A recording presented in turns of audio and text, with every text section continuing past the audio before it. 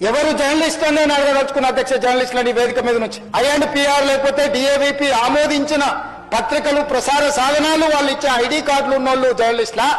ఎవడు పడితే వాడు ఏదో ఒక ట్యూబ్ పెట్టుకొని మమ్మల్ని ఇష్ట రాజ్యంగా అధ్యక్ష, ప్రజా జీవితంలో ఉన్నాం కాబట్టి నిజంగా ఓపిక పడుతున్నాం అధ్యక్ష, రక్తం మరుగుతుంది.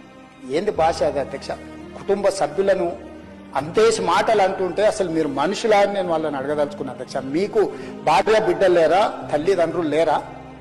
మీ అమ్మనో నీ చెల్లినో నీ భార్యనో ఈ రకంగా మాట్లాడితే నువ్వు ఇంత వాడిని నేను అడుగుతున్నా. ట్విట్టర్లో పెట్టినోని, అరెస్టును ఖండించినోని. నా భార్య నా బిడ్డను తిడితే నాకు నొప్పి అవుతుంది, కానీ నీకు ఒక ఆడపిల్లను అవమానిస్తుంటే నీకు నొప్పి కావా? ఏ సంస్కృతిలో ఉన్నారని నేను అడుగుతున్నా అధ్యక్ష.